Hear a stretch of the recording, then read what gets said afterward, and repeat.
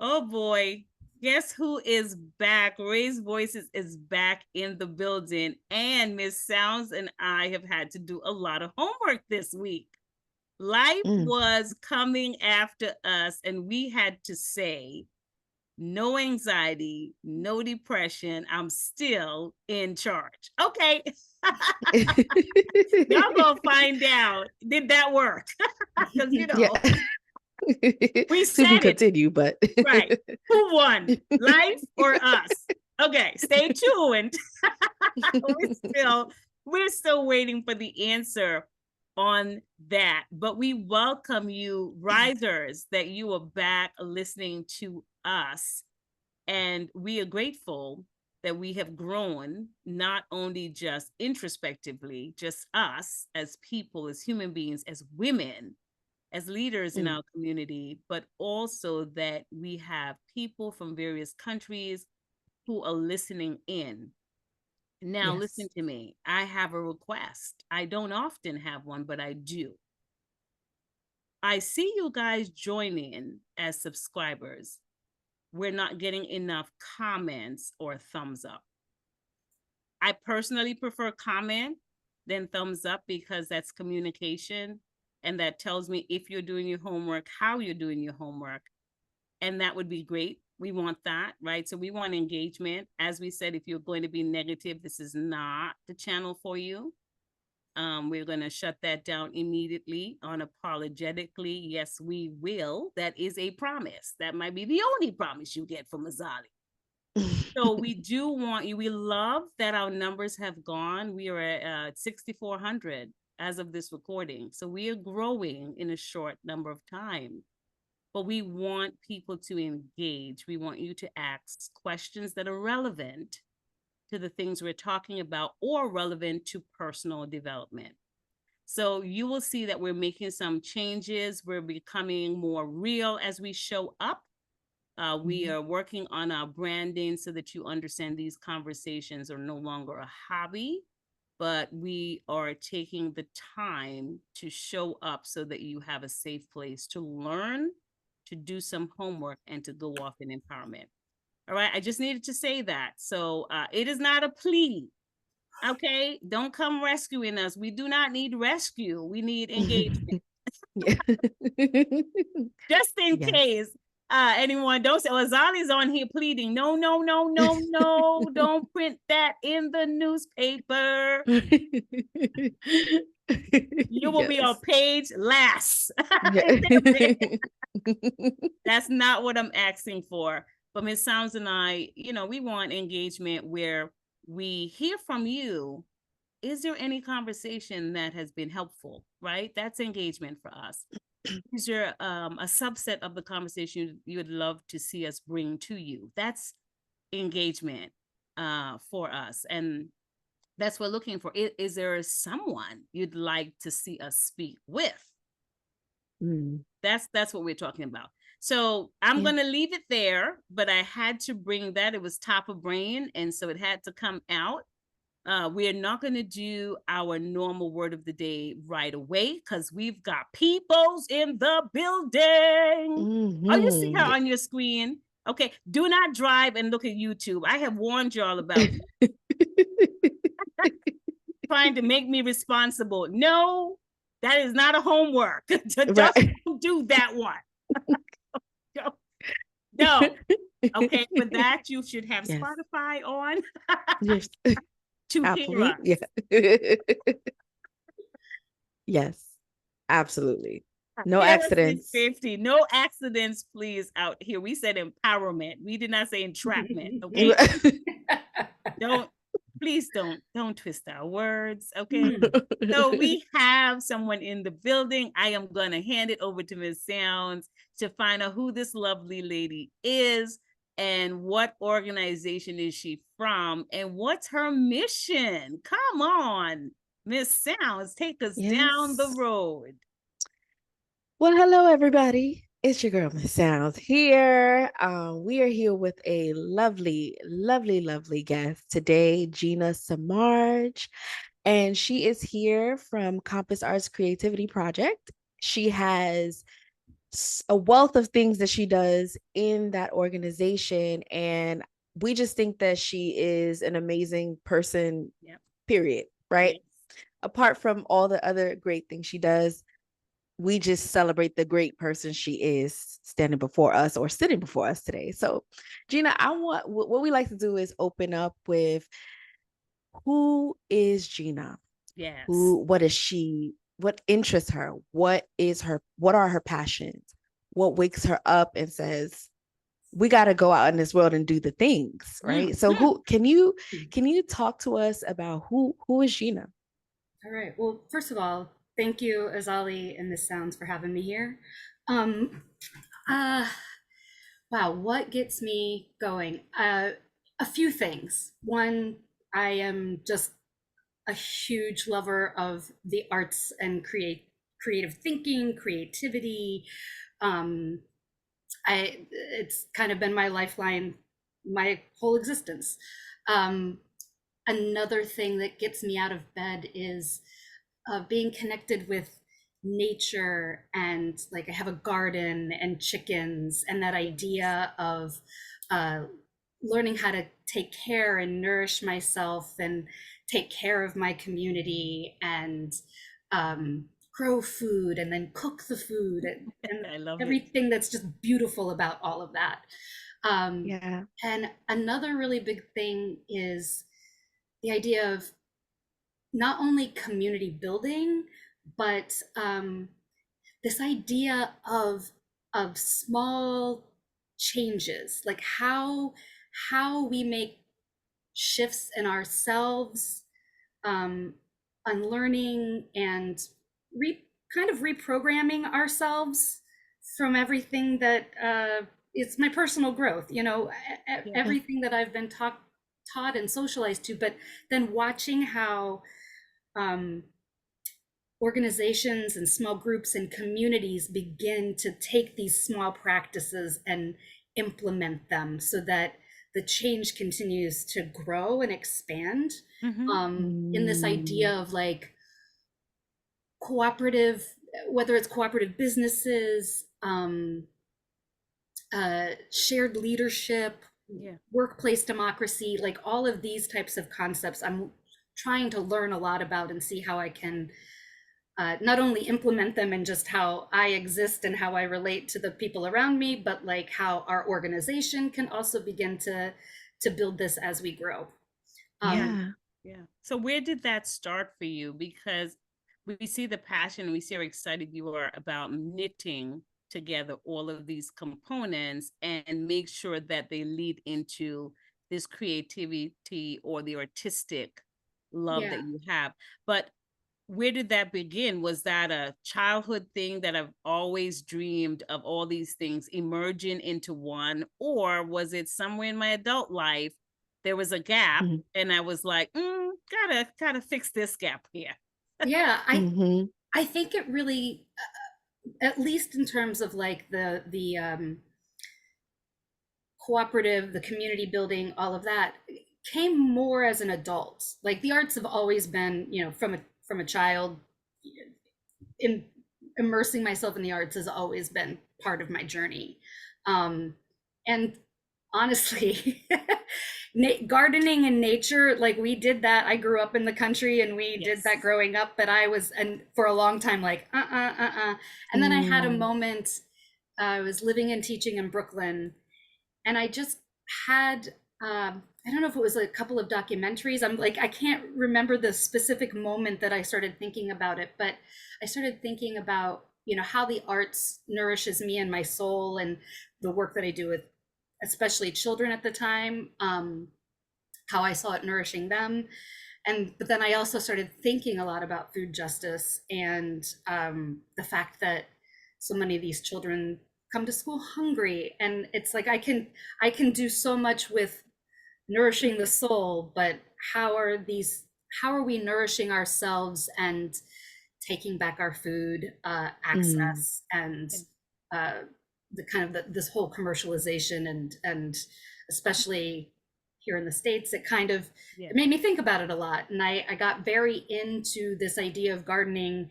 I was living in Brooklyn, Yeah. And when I met my now husband and we moved up to Beacon, I said, if I'm moving out of the city, which I'm happy to do, but then we Yes. need a garden. And I Mm. remember my mom, I think, was a little shocked that I actually was interested in gardening because I don't think I was very, very into it as a child.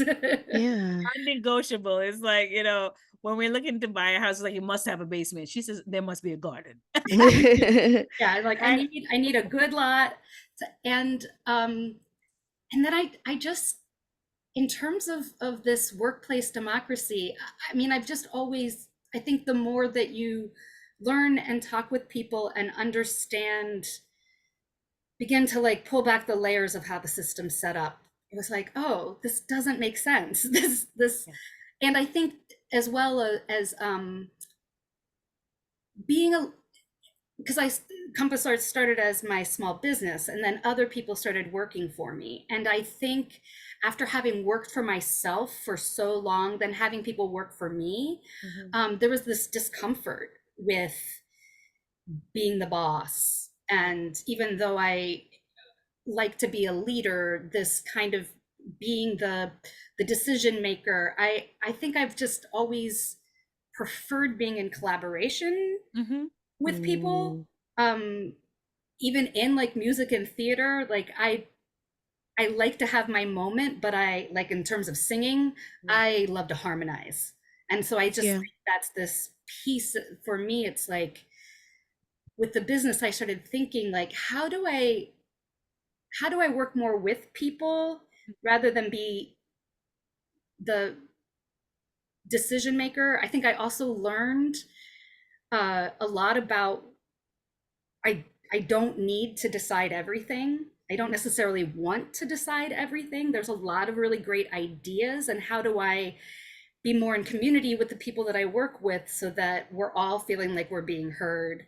And then I started exploring worker cooperatives and just doing a lot of reading and understanding kind of even the history of worker cooperatives. And I was thinking about what I wanted to do with my business, and I'd been contemplating nonprofit for a really long time. And I Mm. um, was a little nervous about it, like talking with people, having worked for them, having friends that worked in nonprofits, and just there are some inherent challenges. Yes. It's an industrial complex, and you have a board, and there are some things about it that can be really complicated. And so in this probably like 5-year journey of reading about trying to figure out what's the right model for us, because I don't really necessarily want to just run this thing and be the boss. Mm-hmm. So what Mm. structure? And then that led me to the cooperatives, and then that and the nonprofit. And then I one day just Googled uh, worker cooperative as a nonprofit. And this Mm. organization in Oakland, California came up, called the Sustainable Economies Law Center. Okay. And they are an amazing nonprofit of lawyers who do all of this amazing work setting up worker cooperatives, setting up community land trusts, and trying, especially because Oakland's been in this huge period of gentrification, to Mm-hmm. try to protect with rising rents. I mean, Yes. we're seeing it all around the Hudson Valley too. Oh, So yes. this was like, how do we help the community purchase real estate and keep their rents low, keep housing costs low? They also do a lot of work trying to like rematriate the land and community owned solar farms. So this is their whole MO, and they operate as what they call a worker self-directed nonprofit. Wow. So I started just, I, it was reading about them made me say, okay, we can be a nonprofit. We Yes. need to figure Mm. out our governance and how we operate. And we're consistently working on that. We're really tiny, and I'm still the only full-time person. Mm-hmm. Um, but uh, we're really, our goal is, as we grow, um, and we're not going to grow fast. We want to be really intentional. But Yes. like, how do we do this in a way that all of us are part of the process, and yet how do we also do that in a way that's efficient, Yes. because nonprofits are always having to look at their budget. Yes. And then that just led me down this whole other path of how to unlearn in myself, what do I need to do for me for this to work. Yeah. And it comes down to personal work. Like Yep. all of us in the Yeah. organization have to work on ourselves Yep. in order to come to that place where we can really have um, this kind of generative uh, workplace democracy. Yes. And Yeah. um, Go ahead, Miss Yeah. Sounds, 'cause this is right down your street. Yes, I am a personal growth and development girly. Okay, I just love it. I love all things personal growth and development. One of the things you said earlier in the beginning of you kind of explaining who you are is use the words. You have this fascination with small. They use the word small, and as I heard you speaking, you talked about a bunch of different rebirths in your philosophy, in your growth, in your development, in how you choose to connect with the land versus just be a consumer of things in the land. And I wanted to hear more about, as this ties into you, the person growing and development, growing and developing, who is also a part building this table or built this table for other people to join and develop too in their arts and creativity. How is small a part of your philosophy? How is it a part of your life first? And how does it infiltrate the philosophy that you impart into these children that are starting small and growing to become more? that's a great So good. question. That is a really great question. Um, Down on the couch. No. and I will say, I think this is one of my many growing edges, because I tend to be a big thinker and a big dreamer, and I am like the big picture person. And I think this my life's experience so far has taught me that starting here is where that's where you have to start. Like all of these huge dreams, like where Compass is now is not where I envisioned it to be, but it's where it needs to be. And that realization of these baby steps, these subtle little shifts, I, for me it is the only way that makes sense for me to move forward and really embody the shifts and the changes that I want to make is that it has to be small, and then it's like building blocks. Like, Yeah. and it might be because I have a background, I was a music education major in college. So I have all this, and I've always been studying as well as performing. I've always studied various approaches to music education, arts education, theater education. And so breaking it down to its smallest components so that you can communicate that well. Mm.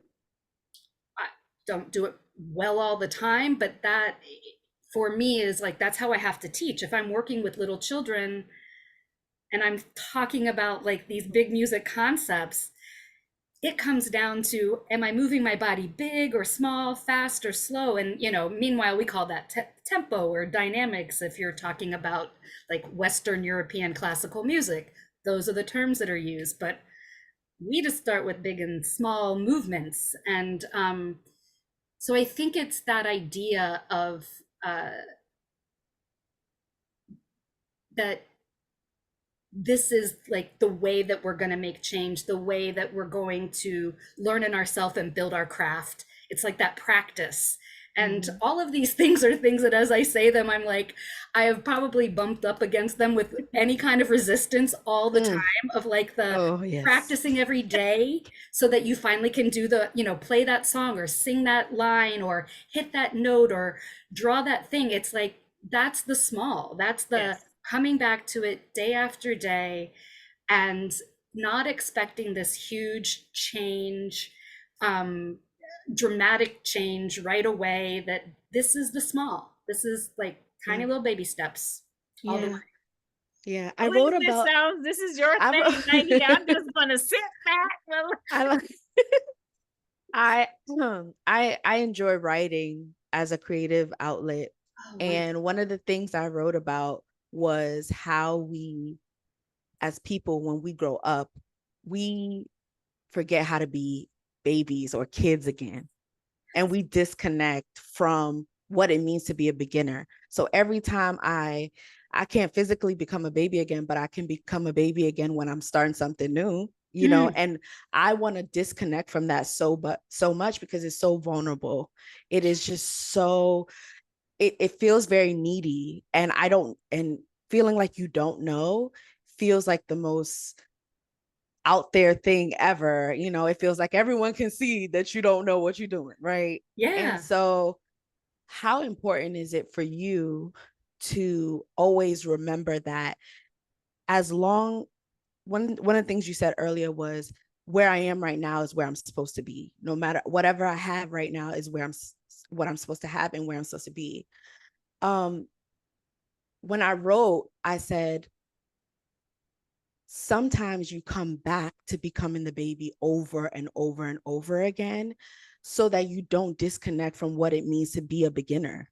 Yeah. You need to know always how to always start over, how to always be a beginner so that beginners coming after you know that you're not showing them a finished product, that you're always in process, right? So how important is process to you and this idea that I need to always be the beginner all the time? First of all, you are that's an inspiration. Like, I mean, I just love you saying that because it's so not easy. It's so difficult.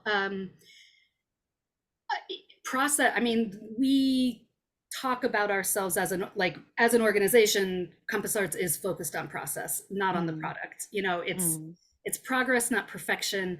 And for me, yeah, process is everything, and it's so hard. It's so hard. I've been in the arts, in the performing arts. Like, that was mm, my trajectory. I was all about music, I was all about theater, I was dance, all of the performing arts. So there was constantly this idea of what it looked like and how good it was, and mm, that kind of competitive piece of it. um, and I became so aware. It started in college, and it started in college out of a place of more like anxiety and depression and beating myself up and comparing myself to everybody else. um, and just saying, this isn't working for me. If I'm going to go teach, how am I not perpetuating this? And mm, then I think I actually took a step away from the arts for a few years, and I um, did a little bit of traveling. Like, I earned a bunch of money, I worked really hard, and then I was like, I just want to go and travel and meet people and figure out, you know, I'd say find myself, but I'm always here. yeah, I It's more love connect with myself. yeah. sure. And I I think just that process in and of itself of like stepping away from everything that I knew, doing something that I had never done before, taking a huge risk, I mean, constantly learning. And in some situations, maybe not feeling completely safe in my learning, that was like, Yeah. um, I think really instilled this idea of like being in the moment, and that being like key to the process of not always thinking about where it's going to go and how it's going to end up, but like enjoying that place where you are and Mm, being in that moment. And we always talk with the kids, like if we're prepared, like we just did a musical with one of the schools as an after school program. We did a free program for third through fifth graders. We had about 22 of them, and we put together a musical at one of the elementary schools here in Beacon. It was so sweet. And we just kept on trying to emphasize, yes, the performance is going to happen, but are you having fun? mm, and and they did such an amazing job, and watching that process of the learning and the growing and the connecting with one another, it's just integral to who I want to be. um, it is really hard, especially with the things that I'm supposed to be good at, Um, I in my 20s, I remember taking my first yoga class, and then I took a pottery class, and it was on the wheel throwing, and I was horrible. And I Mm. loved it so much because I was like, this is not something I'm supposed to be good at, and I can just be in it. I could just feel the Mm. clay. I can just, add the water and like move things slowly. I can let it fall apart and then rebuild Mm. something new. Mm. And yeah, it's definitely not easy when it's like, okay, well, I'm the director of this organization that I founded, and other people rely on me. But we just, within the organization, building a lot of communication around all of that. And this is a I'm always going to be learning and growing, and Mm. I want to always be learning. I kind of always want to be in process. Yeah, yeah. Mm. So, future risers, let me put a plug here because I want you to connect the dots as to why what Miss Gina is saying and what Miss Sounds is asking, even though you may hear certain words like playfulness and returning to my childlikeness. What we're saying here is that while you're yet adults and still have to make the decision, we don't want you to forego understanding that there are levels of fun that you can still have to feed the inner child that continues to make sure the adult shows up correctly. Mhm. Right. So I just Absolutely. wanted to make sure we capture that so that is not missed in Yeah. the conversation. And one of the great things about looking at it that way is that you start to look at even interaction and engagement and the rearing of the children that are in your circle. I mean, whether you're mom or dad or uncle, favorite uncle, best auntie, because that's me. I'm Yeah. best auntie. Oh, I love that one. I TT work for that Lee. one. Yeah, okay. I love that. Okay. So, whatever your engagement or interaction is in your community, or you teach Sunday school, or you go to the temple and the kids love you versus everyone else that comes in the door, whatever the engagement is, when you start to look at the fact that you should still have some childlike fun within yourself as the adult, you start to look at children as the little human beings they are, and you start to see, is there something that stands out about each child that I interact with, and how do I become someone who empowers that and not drowns it out or not shut it Mm. down. And I Yeah. am even speaking about children that we love to tag as difficult children. Let me tell you something, some of the most difficult children are so talented. If one person could just see past the word difficult, right? Or the word problem or trouble or whatever phrases we're using now in 2024. Sometimes there is just one adult that can see past all of that and understand that child is hurt Mm. or in a hurtful situation. And what they've done is put up some guards, right? Which looks like Mhm. rebellion and destruction and whatever. They've put up some guards, but some of those children, let me tell you, they're the most creative and Yeah. probably the most hardworking children if someone can get through that wall a little bit. So this is why we Yeah. want to emphasize that on Raised Voices, our reason for using personal development is not the standard way. We want to be able to show you that personal development is in every nook and cranny of your life. It is Mhm. always there for you to work on it. It is always there that if it falls apart, just like Miss Gina says, you can go back on that wheel, reshape, go slower this time, go faster this time, whatever. And so this is why we bring these conversations, and we bring it from the standpoint of leaders that have different organizations that's focused on different things. We Mhm. need you to know it's everywhere. Mm. It is everywhere, and you have access. You just have to pay attention enough to see where your access is, because it's different for all of us. So I just wanted Mm. to draw some attention to that. Hopefully, I've captured that clear. I'm Mhm. having Miss Sound drive this car so I could pay attention and and we can capture or encapsulate the things that we need to, because we feel that this is important, right? To capture this in these ongoing conversations. as a result, one of the questions I have for you, Ms. Gina, because you said two things that sort of piqued my interest, is one, why children? So you've done creative arts, you yourself have been in that, and now you're working with children, but from what I understand, that did not have to be the course of action. So why children? Why was that the thing that attracted you to continue this work of creative arts and empowerment and creativity and imagination? Why children? Because it's different for everyone. So I'm just curious how you Mm. would tackle that question. Um, I they're so authentic. They're Mm, so able to play. I've always been drawn to children, and when I'm teaching, I am more present than in. So I can't be in my head thinking about all these other things. It's teaching for me is like a meditation. It's constantly wow. being in communication with the children, um, and picking up on what they're doing, watching them, observing them, uh, creating with them.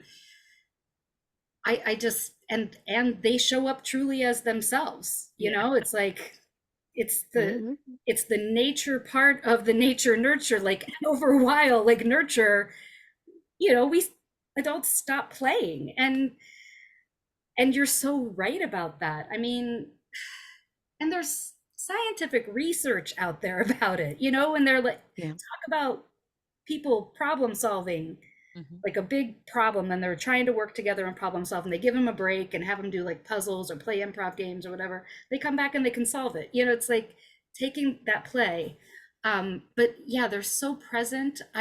One of my favorite things to do, I do a lot with like families with like toddlers and preschoolers. That was what actually got me started on my own on Compass Arts, and then now the nonprofit. We're parent child or guardian child classes, Mhm. and encouraging the adults to watch the children and follow their lead. Mm. What I love is that the adults start playing in a way that they won't on their own, but because it's this little one that they love, they'll be goofy and silly and do all the ridiculous Mm, stuff and dance and sing. Yeah. wow. And so it's like this covert, like, yeah, it's a class for toddlers, but look at And what you're doing. And in this moment for that Mm, 45 minutes, hopefully you're not also constantly in your head, but you're actually engaging with your young one and playing a little bit.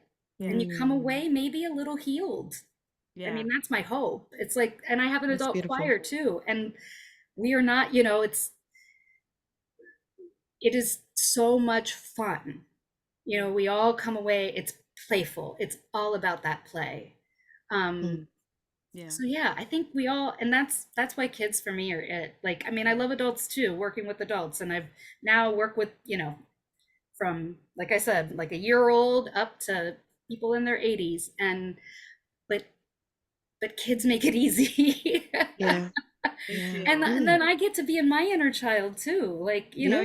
I can hold both of, because I don't think that I'm always their teacher. Like, Yes. we're teaching each other. Yes. Yeah. Mm, So my second lead-in question, and I love where you took that, is so why the name Compass Art Creative? Talk about that. How Yeah. do we get So there with the name?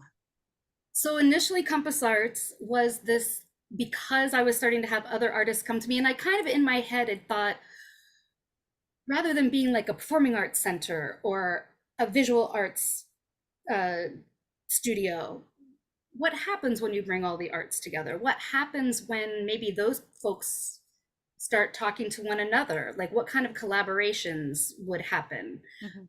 Because I really like that integration, and I like uh, what happens when you just bring people together. I like hosting things at, gatherings at my house with a bunch of people who don't necessarily know each other, and just Yeah. watching mm. what happens. So The uh, master at play. No. they're gonna tag you, Miss Gina. You're gonna have some. They're gonna be like the master. She's just out here scheming empowerment and playfulness. Right. But she's on the positive side of the equator, people. Don't just make sure when you say it's a positive, she's not doing any destructive behavior. No, it is all about the joy and this the is play. not toxic at all. This is all good. This is all good stuff. So then I started thinking, like, for me, I trying the pottery and having it be a totally different direction than what I had been doing with the perform, dance and theater and music. It was this idea of like a compass of like finding that direction that works for you, being in a place where you could try different things and you could figure out what resonates with you the most. Or how many different things, or being able to explore all of them and kind of go in different directions.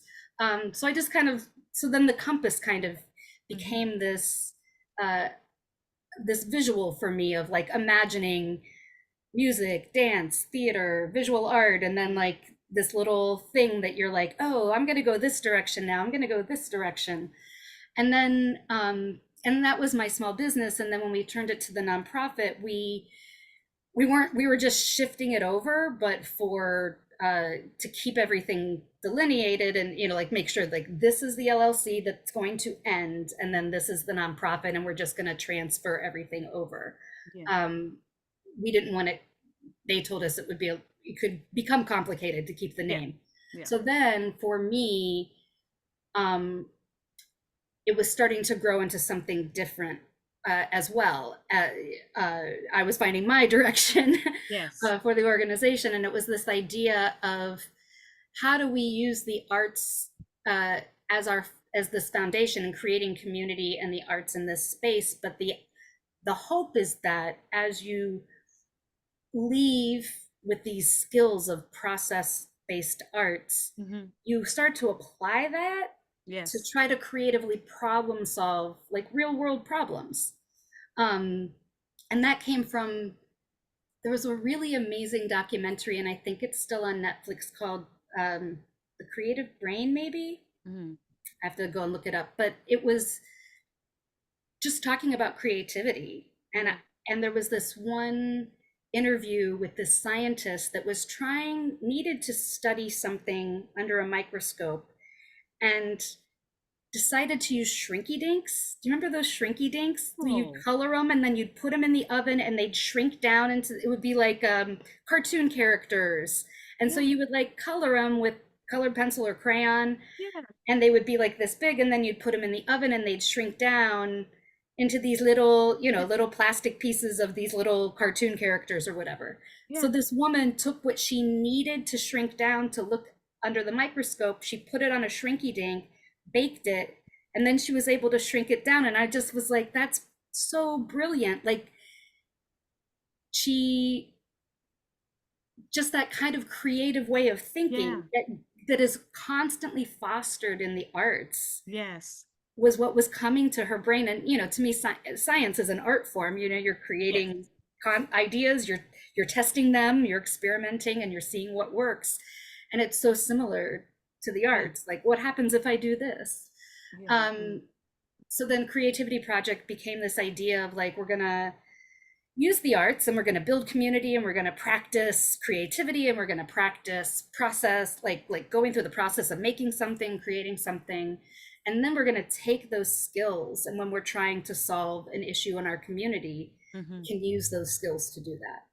Yeah, I like that. So that's a transferable skill, because it's where you're starting in one category, if it's arts, and then as you just live, then you transfer skills that are process-based skills that happen in playfulness, and now you transfer them into the more responsible accountability portion of your life, and you don't get stuck.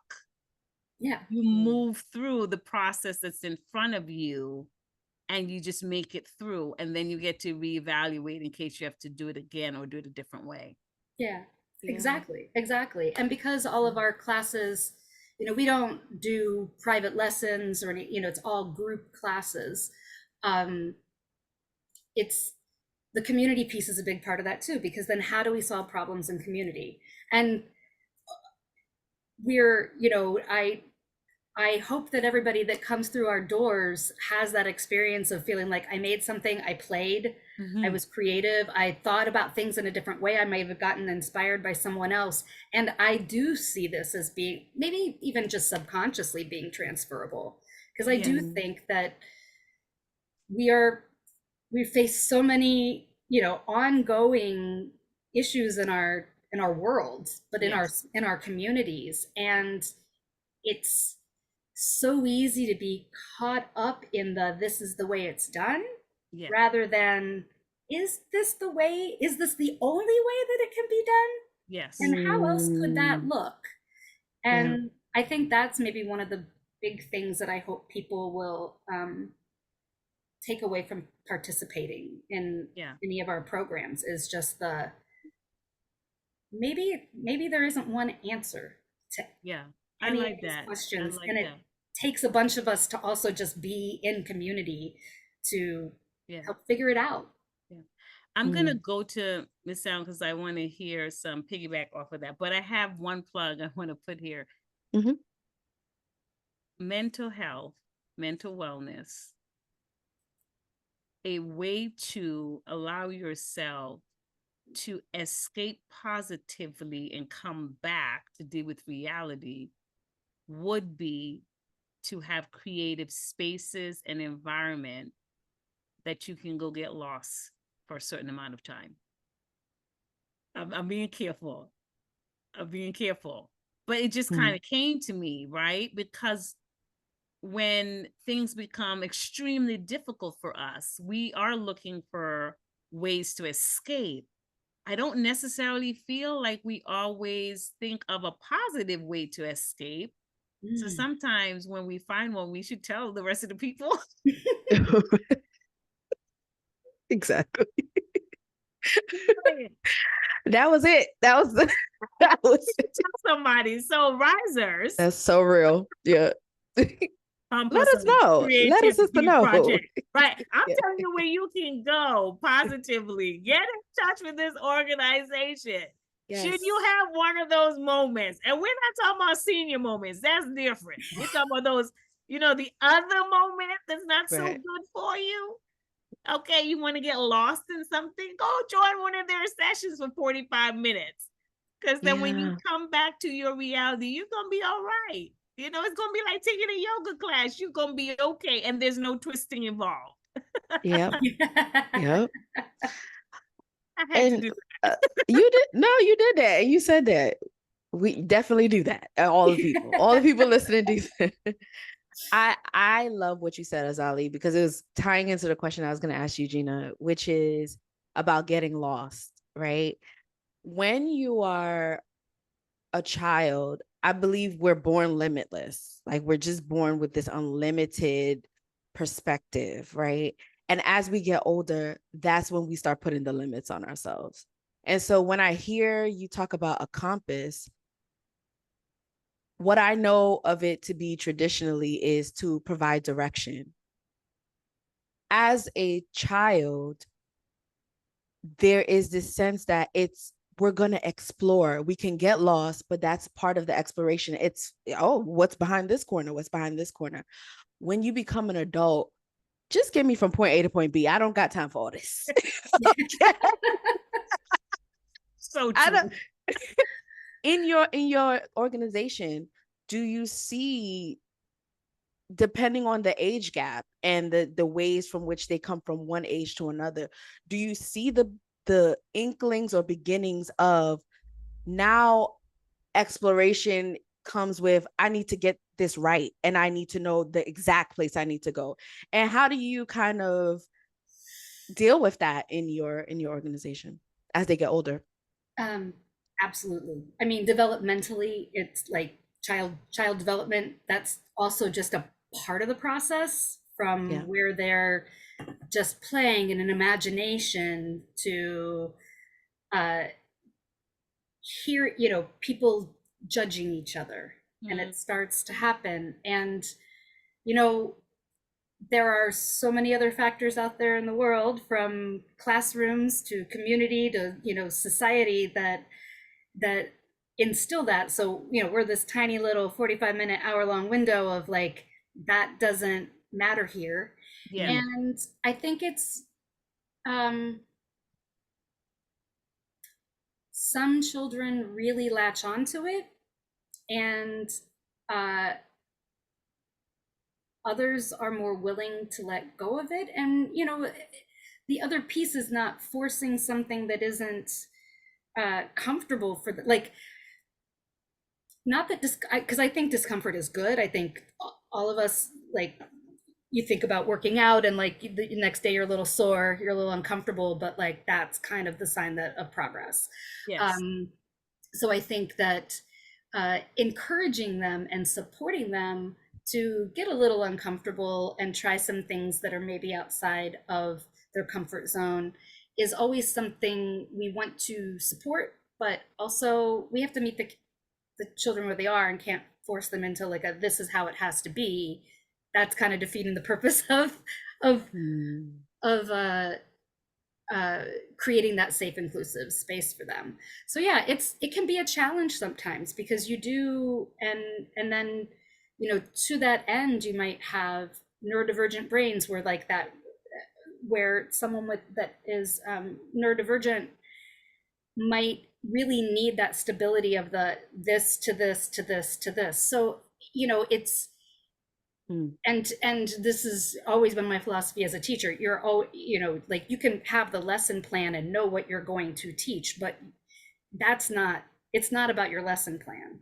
It's about how Mm-mm. you're in community with your class and each one of the individuals in it. So we see it, we try to encourage the taking some risks, trying something new. And it could be as simple as like, what if you, like, what would you think about trying this and the seeing where they go, and then not to force it. I also think that if you have a few of those students that are in the classroom that are really open to that and love to create and explore, just that peer experience of being with your peers and watching someone else who does that and tries things and kind of going, maybe I could. So Mm. for us, it's more of just what is the environment that we're creating that's really allowing them to have vulnerable moments if they choose to, and really leaving it to them, because we have this tiny little precious window. Yeah. And feeling safe is probably, it is paramount. Sure. So I have a tough question. Okay. Ooh. I mean, we get to the end of the session. However, I'm gonna throw a tough question in here for us to finish out, because Okay. I have work to do. I'm a tough mom. Okay. I'm just now getting to my little soft side, vulnerable side. And my children are in the arts. And thank God they're one of the good ones in the classroom. Because when I walk into that musical theater and I see other kids just not listening to the teacher, and I love him to death, I take it personal. And I have to remove myself. And you know, in that musical thing, he's just so cool. He said, it's okay. It's been before. Oh, that's not what we're supposed to be doing right now. So I have to dismiss myself. So my question is, I understand we're in an environment, in a headspace of you have to be soft and open and vulnerable and protect the emotional state. But where in art or in your particular program do we make sure the structure still hits a target of what we would like to showcase? I do understand being protective. I do understand playing and all of that, but I sometimes feel it for the teachers that are in musical theater and art and stuff, because I think the child is being a little disrespectful, and you guys have to woosah in the moment, you know, yoga pose. Um, and I have to be one of those parents that don't enter that classroom because I thought that child was being rude unnecessarily. Yeah. Mm. I feel like that there are kind of um, two different topics within that, because one, you have the creative process, and often for even anything, creative composition, artwork, there are can be these parameters. It's not just like, here's a piece of paper and a pencil, draw.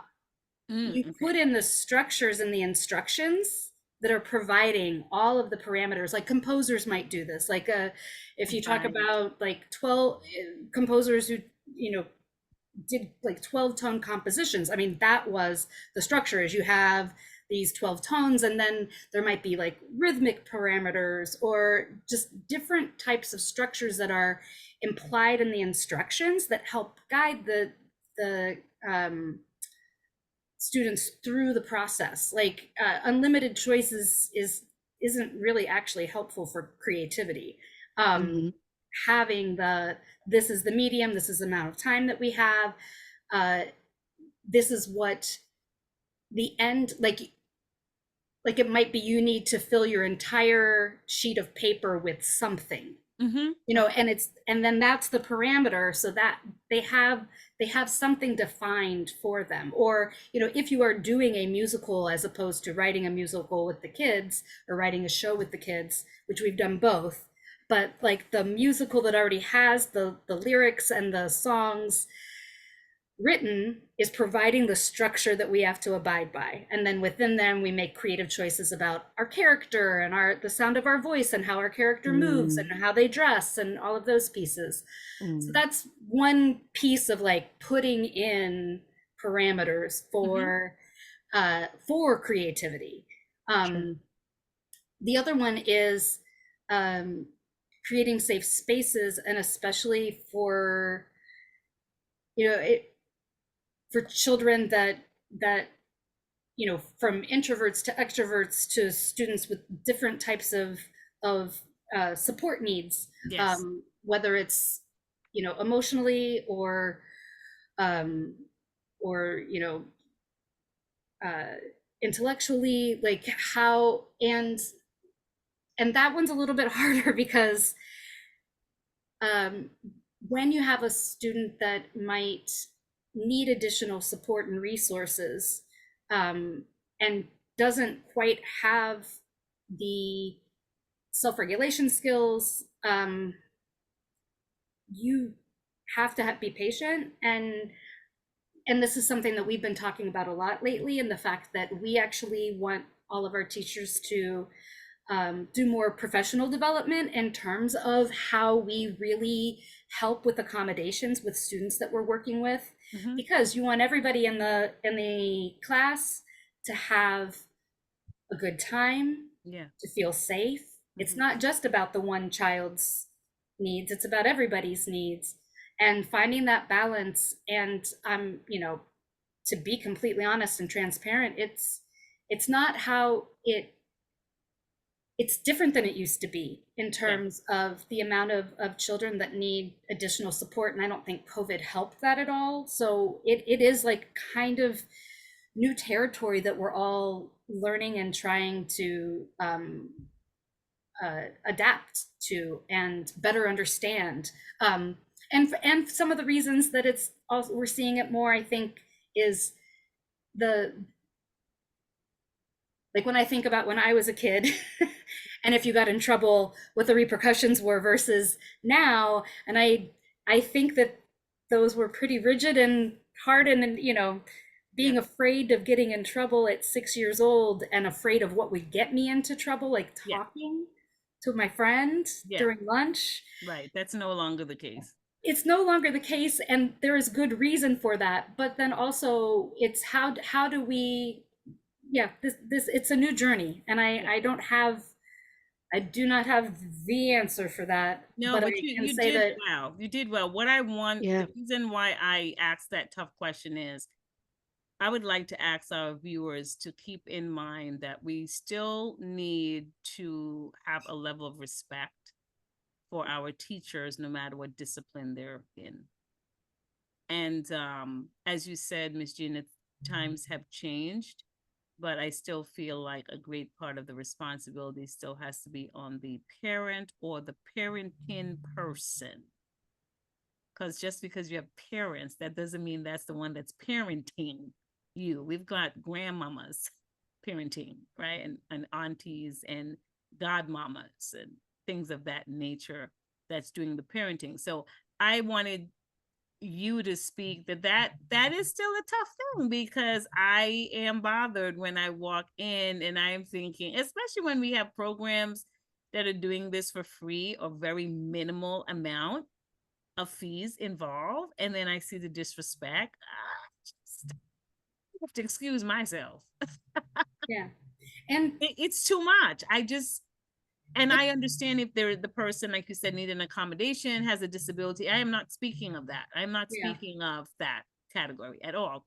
I am just saying that the mannerisms of some of the children as young as they are now doesn't lead to having a respect for that person who's trying to teach you something that, one, either your parent couldn't teach, didn't have the time to, so they found the resource, or you couldn't learn on your own. So I just would like to see a little bit more respect and manners in those classrooms or in those programs that reflect the art, regardless if of what avenue. Musical theater, whether it's singing, it's drawing, it's painting, it's sculpturing, whatever, just for us to have a little bit more respect, because it is tough for those who are there educating our children. would it be okay for me to add to that a little bit, or Of speak to course. that? Um, I think this is also part of this small that we were talking about earlier, and this idea of cultural shifts. Um, I think communication and mutual respect and accountability are so key. We had some of our team were trained through Duchess Mediation's restorative justice wing on like restorative circle practice and building listening and empathy, like how to listen. And we're in this like phase with social media and the internet and everything where everybody's attention span is really nobody knows how to listen because they're just doing their own thing and it's all about what they're doing. Yeah. And because we're in this shift and because we want things to change, I think learning how to listen to one another, and even me as a teacher listening to a child and being able to come up with solutions when we're in conflict. I just, these are part of these things where it's like, okay, I have to work on me. And then once I work on me, I can be different with a student than maybe another teacher who didn't. And I can be in that communication with them and I can have my boundaries and yet still treat them with respect and have a safe space for them. But that's going to come from me working on me. And I think the more that all of us who are also working with kids are like kind of working on ourselves, so that I don't also take it personally, because for some of the kids, it's not personal to me. It's their environment and maybe their home life, and maybe they're just really struggling and they're angry. And this is the only place that they can get it out. Yeah. And yes, I don't want them to treat me or anybody else this way, but if I can come in with like empathy and listen to them and try to understand and provide a space where that maybe we can find common ground, and I can be a person in their life that maybe it's the first time somebody really listened to them, to what they were saying, and learn something about them that nobody else knows because everybody just assumes they're so that's not always the case.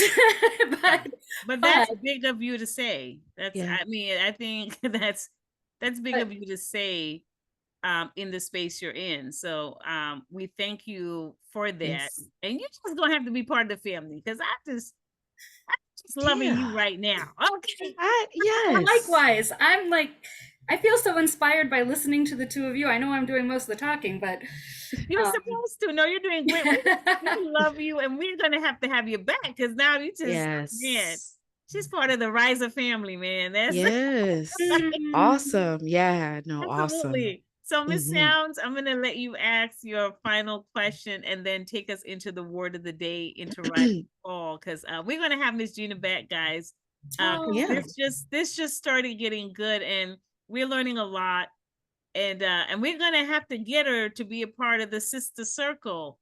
You guys know I'm Yes. creating the sister circle where we're going to have 2 or more guests come together like this, and we are going to have an around the campfire conversation. Okay, Yes. so we're going to figure out. Miss Sound and I are gonna figure out who are we going to pull Miss Gina to tag team. Selections, Austin. Yeah. So we'll let you know. But Miss Sam, Yes. what is your final big question for our wonderful guest today? Yeah. My final question for you, Gina, is it comes from me noticing how much your personal life intertwines with your development in these communities that you are part of and that you take part in. And I love that. I love to see that connection. I want to know, how do you care for yourself when you are caring for all these people? Right? And that's an giving it up. excellent question. To roll my shoulders on that one. Well, Yes. another growing edge, I'm for sure. It is not natural for me, and I'm learning this. And I will say, age is becoming my most prominent teacher of my own limitations. One thing that I love to do, so it comes back to the things that I love and am passionate about. Yeah. Which is, the weather right now is a bit frustrating for most of them because it's me trying to get into nature. Yeah. Talk about immersing yourself in a creative, in one of the most amazingly creative spaces. Yeah. Like, go into a garden, go walk in the woods. Like, Yes. Yeah. what has been created for us to walk through is absolutely, Yeah. It's awesome. Yes. It's awe-inspiring. So to try to get into nature, or just even being out in my garden, there is nothing more than I love than to put on a little podcast or some music and just dig into the dirt and get that dirt under my nails and feel connected and pick berries and just graze as I'm going. We're not even harvesting to put them up. We're just harvesting to eat in the moment. Or, and letting my chickens go run around and watching them and just trying to really be present. I've fallen off my meditation practice, but I love to try to meditate every day. And something that is on my goal list to be better about is connecting with friends more and family more. That is something that I have historically, because my job is so social, because I'm often teaching, and if I'm not teaching, then I'm talking with donors or fundraising or hosting fundraising events, but I'm very public facing. And so I tend, when I'm not working, to just be like, I need all sensory inputs, have to shut down. And but that connection with people on just a personal level, like I've got almost every morning booked up with a friend walk, like a walk and talk. So I'm also this is for my health as well. But also just a way to connect with my friends, because everybody's so busy and it's so hard to make plans. Next week I'm taking time. I kind of last minute decided I really need to go to this family reunion, meet some cousins I've never met before next weekend. And so yeah, I have goals for more self-care in the future, but right now nature is a big one, and meditation. And we love them because you have something. We would have been concerned and we'd be ending the podcast. Rescue mission. Tune in. Yeah, talk to you on the side. But she's family now. I told you guys, that's how we do. Oh, that would be we're gonna have to honor. Call you up. It'd be like cameras rolling and the raised voices is left. Yeah. We will be right in the back of your screen. Just we would. So, hey, we're living real life. I told you guys, if that ever happens, hey, don't be upset or confused. This is real life. Something happened. We had to go and we did not turn cameras off. It's okay. Right. We will not crash the internet. It will be fine. Yeah. That's the most Yes. dramatic we would ever do because we're not going to do all the other drama. So, hey, that would be, as my daughter would say, cliffhanger. Yeah. Yeah. Oh my goodness. We had such a this was such a great conversation. Let me just say that. This was a great conversation. I want to end on a word of the day, which is what we do to kind of we usually start with it, but we're ending with it just because it's appropriate for this moment. We wanted to get to dig into knowing you, and we get to just reflect on what it means to us. I'll read a quote. We'll just reflect on what it means to us. Before I do that, I just want to give you some essence appreciation. Okay, I just want to appreciate your essence, and you are someone that you radiate thoughtfulness, intentionality, and the pursuit to just live free and be free. And I just think that is amazing that it comes out of you, just comes out of you when you're talking about all that you're doing. And I just wanted to say it just resonates so much with me as someone who is on an exploration and rediscovery. You are amazing. Yeah, you are an amazing person. Thank you so much. Thank you so much for inviting me. This has been amazing. You both are just I really hope you do have me back because I would really love to get to know you more and talk with you more. You are both amazing. Thank you. Oh, you're coming back. We didn't have to pray on that one. It's happening. No. Yes. We'll get schedules together. It's going to happen. Excellent. Yeah. Excellent. I want to know for you, Gina, what does this mean? It is the childlike mind that finds the kingdom. Woo! Oof. Wait a minute. It is the childlike mind that finds the kingdom. Oh, so many thoughts. The first one that comes to my head is that because the child is so purely present and authentic that they always have the kingdom right there because they're not bogged down with these other thoughts. They're just present. And the more that we can be present and in that moment, and that for me is the kingdom, isn't it? I mean, yes. For me. Yeah.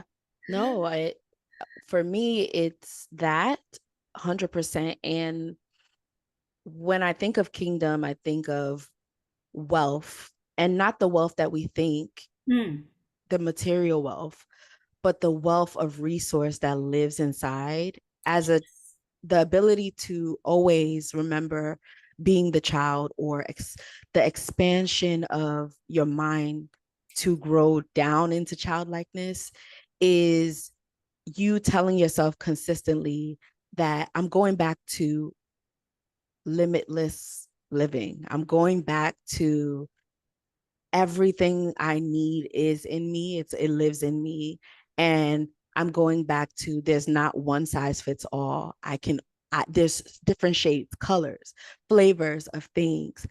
And that's wealth. Yes. Having an abundance of shades, differences, and potential. So that's what I Look at this online vibing. I'm sorry.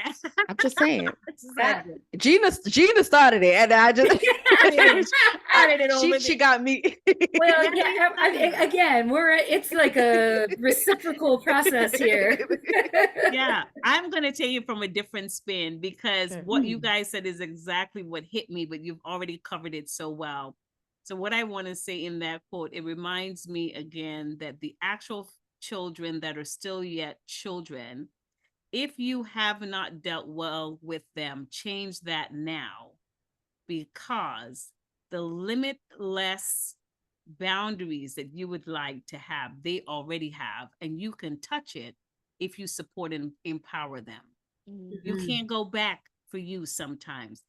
But if there's a child or children in your circumference, in your environment, the kingdom, they do have. They don't know they have it, but you can see it on them. If you want to touch that kingdom, touch their lives in the most positive way. That's what I would say. Beautiful. Mm. Thank you both. Both of y'all when I grow up. That was my attempt. Level 1. I have Okay. people that call me a child whisperer, and I'm like, no, they just child sees child. Like, Yeah. I just refuse to grow up, you know? Like, I got to do the adulting, I got to pay the bills, but I really try to exist as a child as much as possible. I love that. So I'll start off the rise and fall. Miss Sound, I want you to end rise and fall. Okay. But explain what rise and fall is, because I love the way you explain it. Yeah.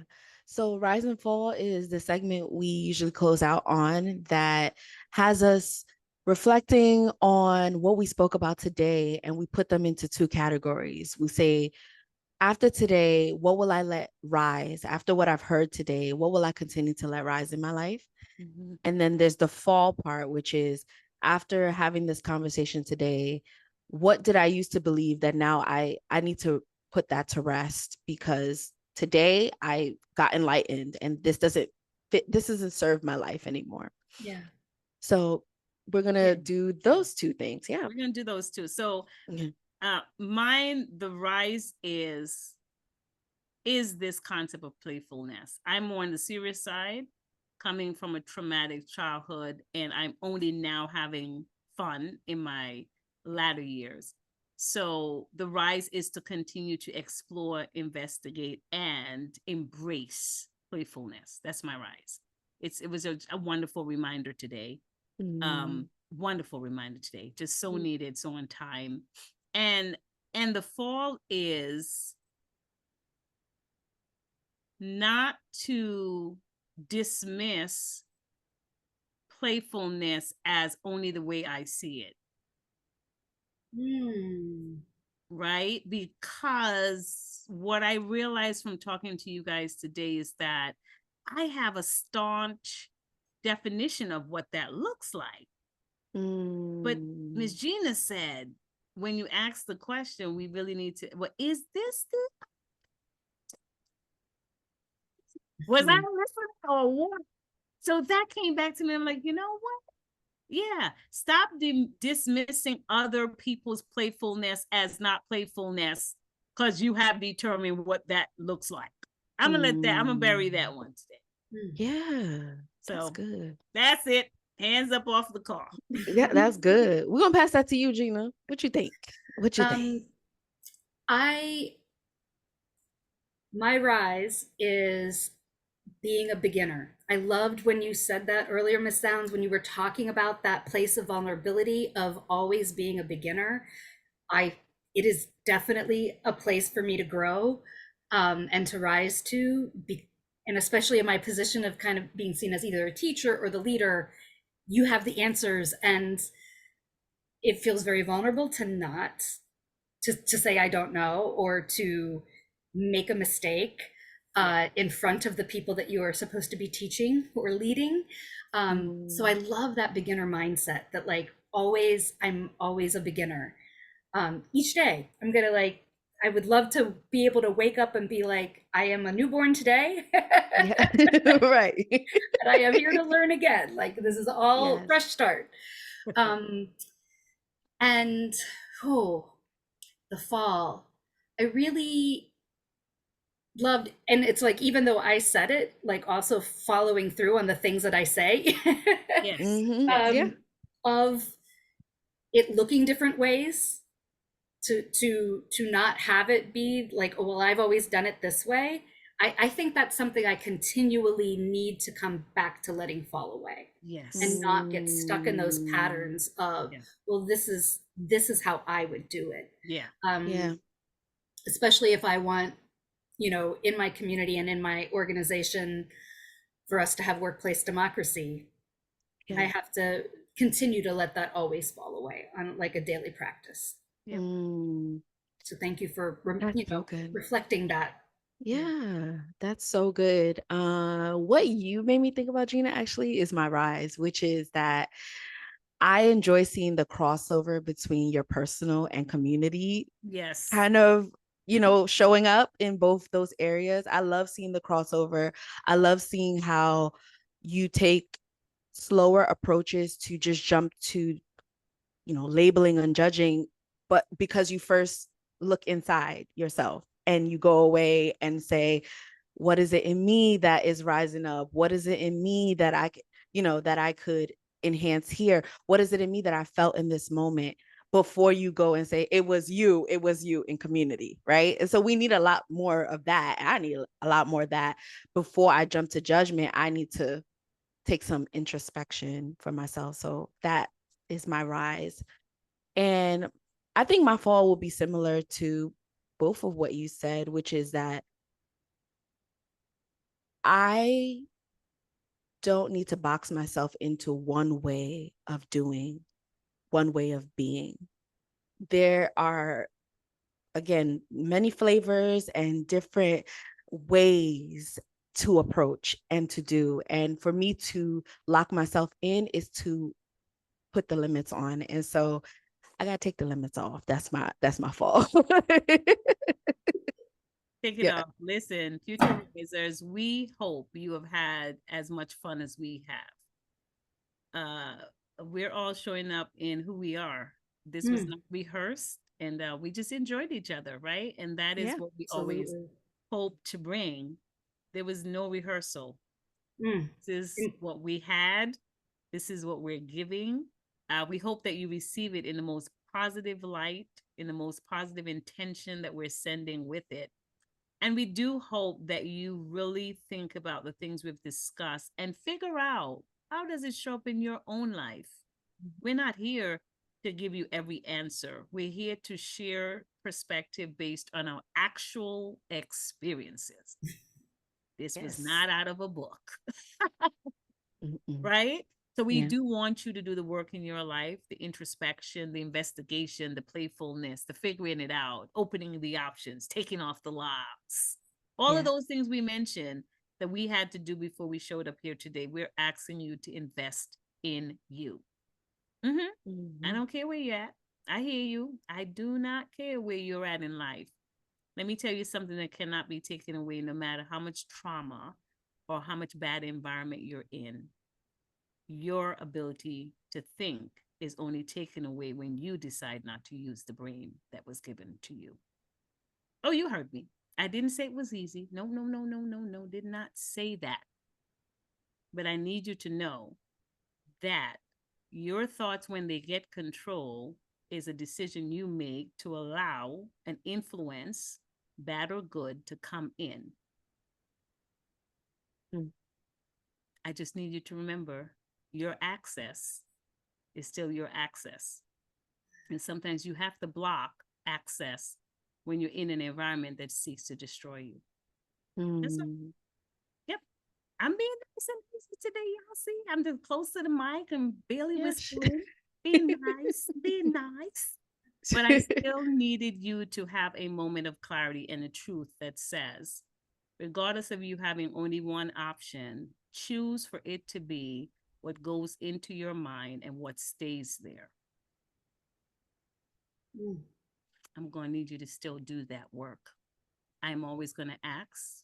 You're going to be frustrated, irritated. Eventually, you'll be grateful that someone is reminding you that you still have some power, regardless of what you see around you.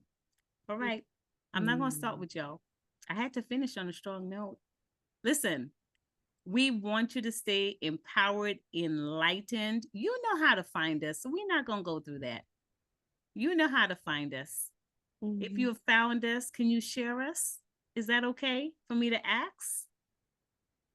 I'm asking. I want you to share. If you think there was one value, that's you heard Miss Gina say to start small.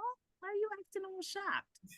If there was Mhm. one value out of this entire conversation, please consider sharing it with someone to see if they find their one value. and let's keep it moving. Listen, we love y'all. We don't just say that. We're not people. We don't just say those words. Miss Sounds and I don't just use those words, but we do love y'all. Y'all are creeping into our hearts. Y'all always was in our minds, but now y'all creeping into the hearts. So we invite you to come back, to share, to stay in touch, to engage, but most of all, do the homework in your life. Please, that is the big win for us. Not the amount of people that joins us on the journey, meaning subscribing, but the amount of people that work behind the scenes to become better. Oh, man. That's what we're looking for. So we love you guys, Future Risers. The website is coming. I'm working on it. Yes, I'm doing it all myself. It will show up when it's supposed to. It's going to show up in 2024. It will be here before Christmas because I'm out of here Christmas. I'm giving myself all this time. You see how I do that, right? It's going to be here 2024 before December. This is where we're gonna leave that, but it is coming, where we're going to be showing some of the links from guests such as Gina and those who have come before her. We'll be putting up their links on the website. We'll be putting up our videos and also things happening in the community, events, some investment tips and things of that nature. So it's a big work, and we're being intentional and slow about it because we want to put there what we think would be of value. Listen, we love you. We're going to sign out the right way. We're not just going to leave the cameras running. I was tempted, but we ain't going to do that. Miss Gina, you were an ultimate pleasure. Oh, likewise. Thank you again. It's an honor to be here and participate and get to chat. Absolutely. We'll share your link in definitely in the show notes, and we'll keep promoting it because we want people to come and join and have that experience and leave with those transferable skills that will go beyond the arts, but it will go into their actual lives to make sure that transformation is at their door and not at the neighbor's yard. All right, I'm done. I'm starting with you. Listen, we love y'all. Miss Sound, say goodbye to the people. Bye, people. Love y'all. Have a good one, guys. Bye now. Bye.